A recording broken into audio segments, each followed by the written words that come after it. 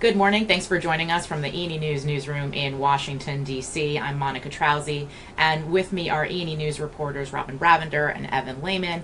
Also joining us are Myron Ebell, who's the director for the Center for Energy and Environment at the Competitive Enterprise Institute, and Eric Pica, president at Friends of the Earth.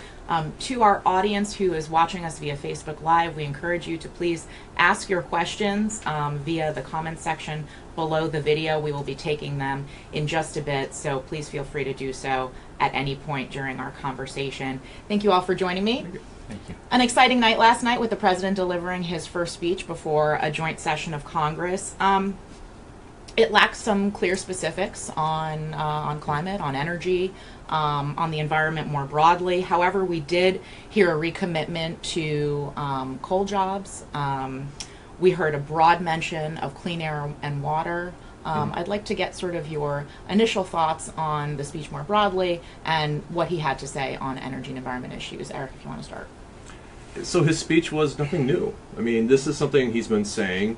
It's very lax on details. We know from the actions he's taken, whether it's repealing or directing the EPA to repeal or kind of significantly modify the Waters of the U.S. rule, going after the Clean Power Plan, signing the law that repealed the stream protection rule. He mentions clean air and clean water, yet it is the direction of his administration to actually make waters more polluted, to make air more polluted, to sacrifice public health. And then you look at the Environmental Protection Agency budget, which is at a 20%, 25% cut. You're looking at 3,000 employees whose main mission is to protect public health, losing their jobs over this ideological bent to just pay off the oil and gas industry and the coal industry. Myron, I bet you have a different view. Yes, the president was short on specifics on energy and environment, but he did make several important points, I think, that frame where he's going. One is, I'm going to keep my promises. I've made these commitments in the campaign, and I'm going to keep them. He made a lot of promises on the energy, environment, and climate issues, and so I think we should see those coming down as the weeks unfold. The second thing he said was that regulations are out of control. The federal government has been on a regulatory rampage that actually precedes the Obama administration, but accelerated during the Obama administration. And he said this is what is killing jobs in the resource industries and manufacturing. The recovery from the Wall Street panic has benefited the bicoastal urban elite, the financial centers, and the people who manipulate information for a living. But the heartland states where people make stuff, dig up stuff, and grow stuff for a living have been economically stagnant, and those are the people who elected President Trump, and those are the people that he's talking to. Evan, you were reporting on this for Climate Wire. What were your thoughts, and what were the key things that you noticed? So I agree that in substance there was not a lot of new information, but I think in style there was. He struck a much softer tone, and I think he desperately needed to do that, given that the average poll numbers for his approval rating is somewhere around 44% at this point. So, I think he did what he needed to do by staying on script and reading from the teleprompters, and I think he did himself a favor, both in Congress and in the broader American audience. It's interesting to me that this was a speech looking for unity, and he didn't mention many specifics on climate and energy, likely because they're such contentious topics that might, his rhetoric on those issues might play well with his base, but he might have not seen this kind of broad speech as the place to do that if he's looking to avoid fights for the moment. So he did make a comment on wanting clean air and water, and there's some talk that was something that his daughter really wanted to have in the speech. It came on the same day as an executive order being signed on WOTUS, though, that's directing a formal review of the Clean Water Rule. So then at that point, you have to look at the comments as just rhetoric. I mean, from my perspective, it is just rhetoric. I mean, maybe he softened his tone, but if you look at who he has appointed within the Environmental Protection Agency, the State Department, the Attorney General, you see an oil and gas kind of interest that's dictating these agencies. And then it's the real actions that the president takes that Donald Trump takes is what we have to watch. And so it is the looking at and significantly hamstringing the waters of the U.S. rule. It is the proposed budget cut, which will gut the Environmental Protection Agency. These are the things, these are the actions that the American people didn't vote for. And he's the most unpopular president in modern history. They didn't vote for repeal of and destruction of the Environmental Protection Agency. 60% of Americans support cleaner air and cleaner water. And so the rhetoric, may sound good, but it's like where the rubber meets the road, it's where he starts repealing these rules that protect public health. Well, I think that the rules that are being repealed show that the dangers of building your policies on sand, which is what the Obama administration did. These are not laws that he's repealing. It's regulations that go far beyond the laws in most cases. And in fact, most of the agenda of the Obama administration had very little to do with improving the environment, and it had to do with an ideological agenda, which he tried to, institutionalize through executive order and regulation. And President Trump is going to sweep that away and get down to the basic core values and mission of the EPA, which is protecting the environment rather than increasing its control over people and the economy. Robin, what is your reporting showing on sort of what's coming next from EPA?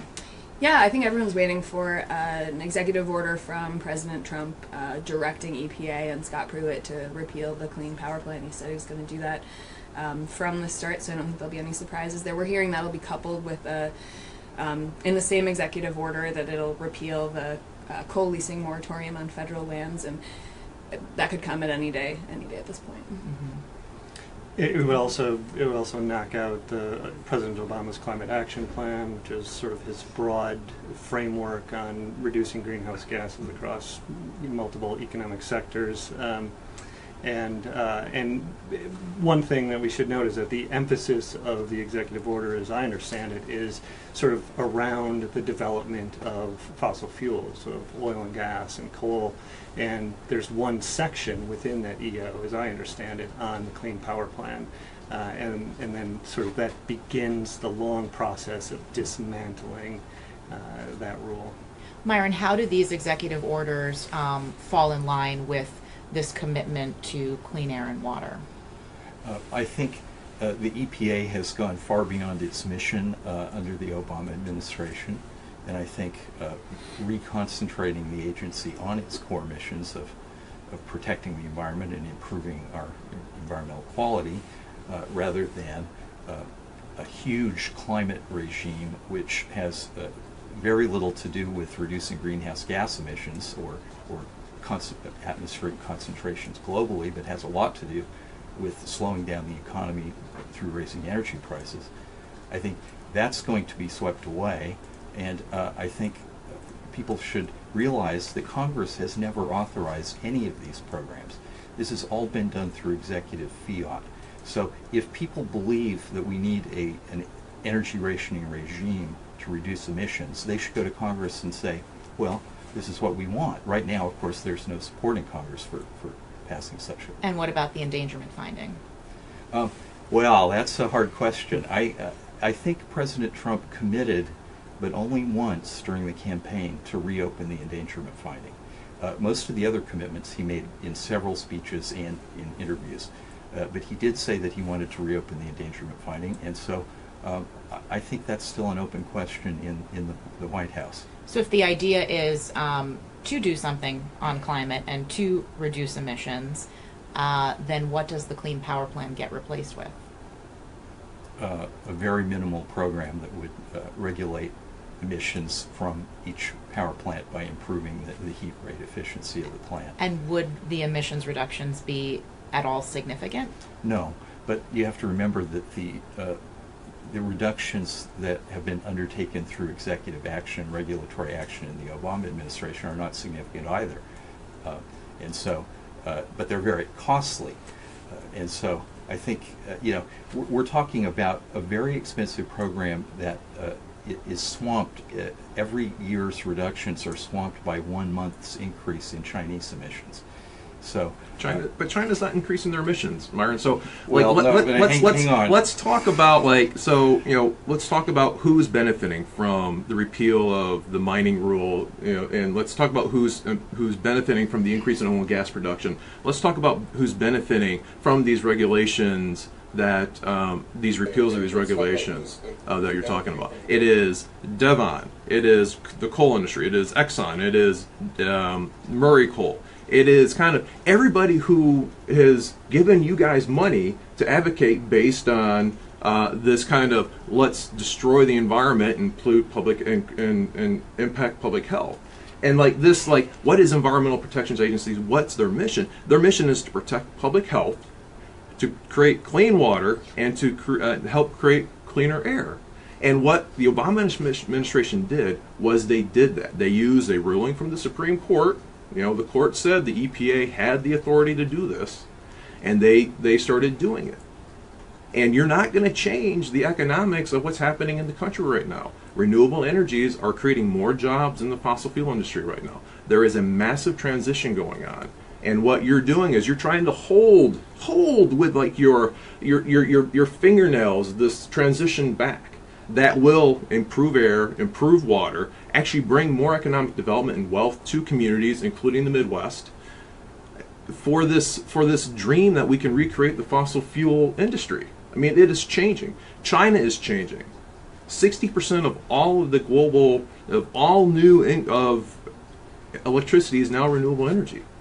The world's changing, but you're holding on to this fossil fuel dream. Bring back the dream. This is 1850s thinking, and we are evolving right now. Well, I've got to say that the United States gets 80% of its energy from coal, oil, and natural gas. The world gets 80% of its energy from coal, oil, and natural gas. Both the International Energy Agency and the EIA predict that in about 30 years, the world will get about 80% of its energy from coal, oil, and natural gas, but it will be a much bigger pie. It will be much larger energy production. The United States has the world's largest coal reserves.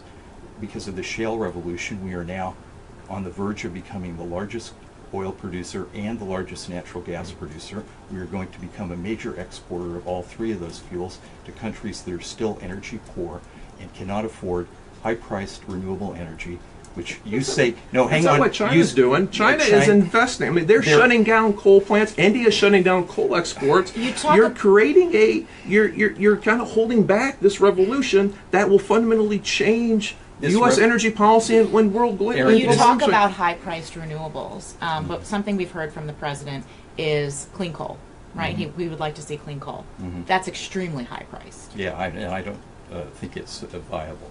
I think, look, we have two energy economies now. One is a free market economy, and one is based on mandates and subsidies.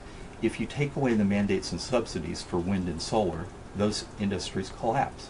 And in fact, the Congress has passed. And if you tax the emissions, so you kind of dream of this free market economy, and yet oil emissions, coal emissions, gas emissions, all these emissions are being internalized. In the 1970s, we couldn't see in some cities because of all the smog that was being breathed in, creating asthma, early heart attacks. Eric, we've cleaned all that up because we had an EPA that was actually regulating and taking care of the American public and promoting public health. Eric, you're living in the past. Those battles are done. The reforms that you want to create, if they're not even reforms, they are massive regulatory giveaways to these big polluting industries that don't really care. They don't care about the American public. They care about their profits. You're trying to take us back to that day. You're trying to take us back to the day of rivers on fire. You're trying to take us back to the day of LA soot and smog where we can't see. This is where you're trying to take us. I think you're living in a fantasy world, Eric. I am not. Look, those battles have been fought and won. American air and water are clean. There are still some local problems, but the EPA's mission has basically been accomplished. The fact is, you say oil, coal, and gas are polluting, but no, all of those pollutants have been cleaned up. What you're now talking about is greenhouse gas emissions. What pollutants have been cleaned up? Moreover, there are communities in LA, in New Orleans, that are breathing in dirty air and chemicals from the refining process. I said there are local problems, Flint Eric. that is finding lead. we need kind of a national solution to both these, these localized problems, but then we have to look at global warming. And I know you don't believe in it. And these local issues are very often looking towards EPA for guidance and support, because Yes. on the local level, they've also seen reductions in staff numbers. So how would EPA be able to assist these localities if the budget is greatly reduced and staff size is greatly reduced? Well, I think there's a lot of excess staff at the federal level because so much of the work of the EPA has been devolved to the state agencies. So my solution would be to keep the pass-through grants to the state agencies and cut the federal component of EPA. And I think in that way we can address as Eric has pointed out, so there are still some serious local environmental problems in this country. But by and large, the air is clean, the water is pure, and the EPA can say, we've accomplished our mission, job well done. And if you what do we had do your about way- greenhouse gas emissions? Well, look, we can have that debate, but every time we've had it, the Congress has said, no, we do not want to regulate greenhouse gas emissions.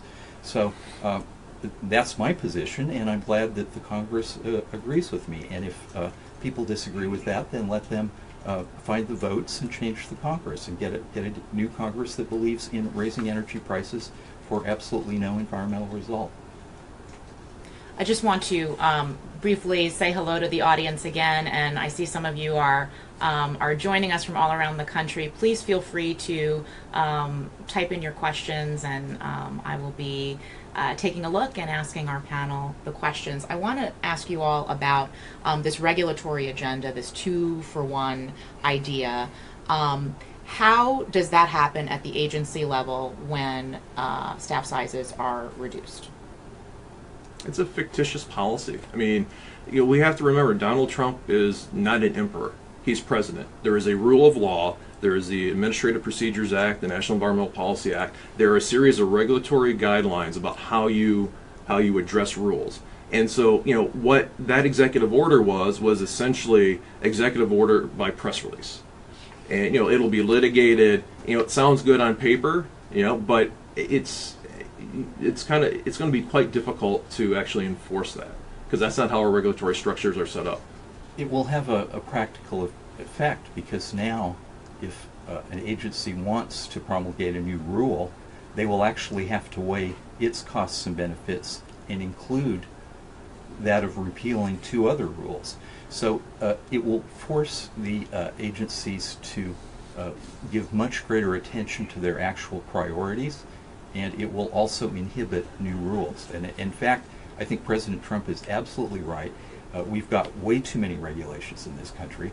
It's not only killing the economy, it's limiting human freedom in this country, and it's unaccountable. The regulatory power is unaccountable. It's These not people have limiting never human been elected. freedom. Of course it is. It's limiting the freedom of the fossil fuel industry to pollute as much as they want into the air, into the water. That's what this discussion's about. President This Trump, is about the future of where we need to go.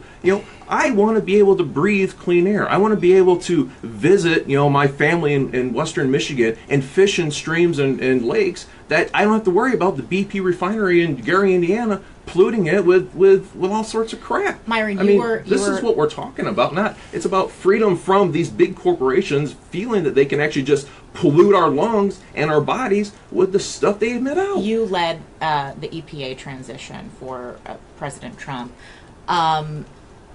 What role do you believe Ivanka Trump is playing on climate and energy policy?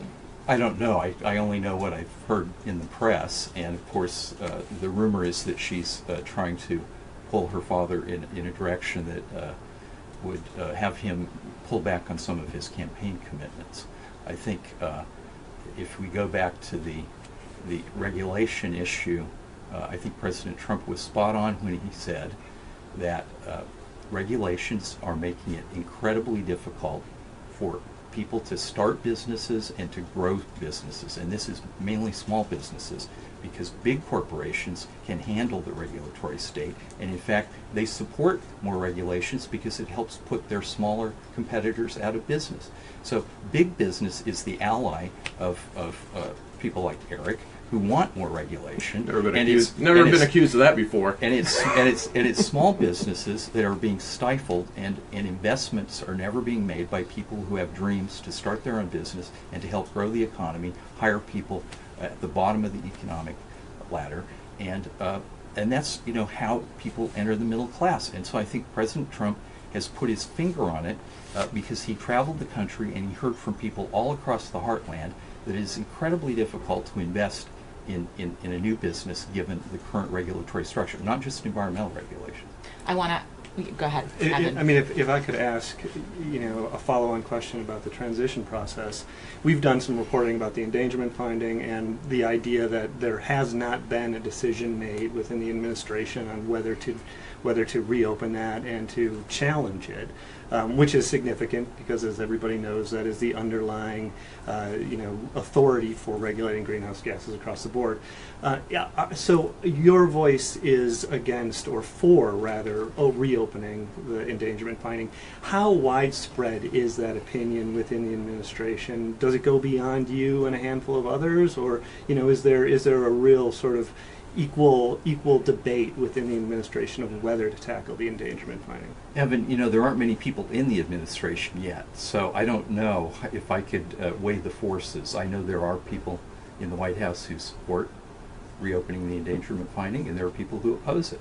And I expect there's only one person who's a permanent appointee at EPA, and that's the administrator. I don't know where he stands on it. He gave, I think, a somewhat equivocal answer.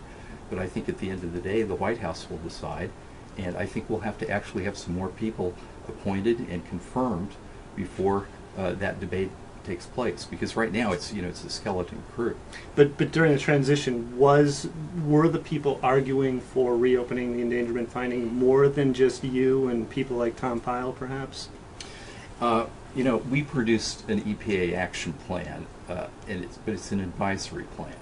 It's also confidential. So, yes, we did make a recommendation in that action plan. It's only a piece of advice. It's not binding on anyone.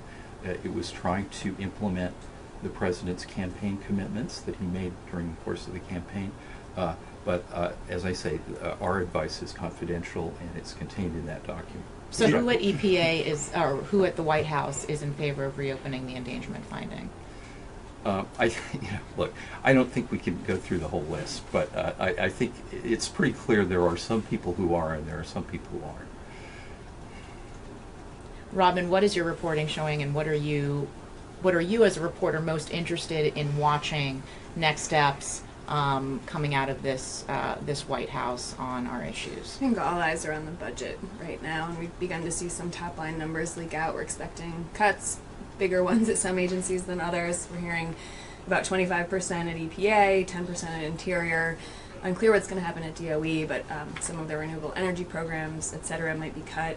And I think you both might agree with me that even though some of these executive orders are getting a lot of headlines and excitement, sort of the long-term environmental plans and prospects for the agencies are really relying on these budget numbers.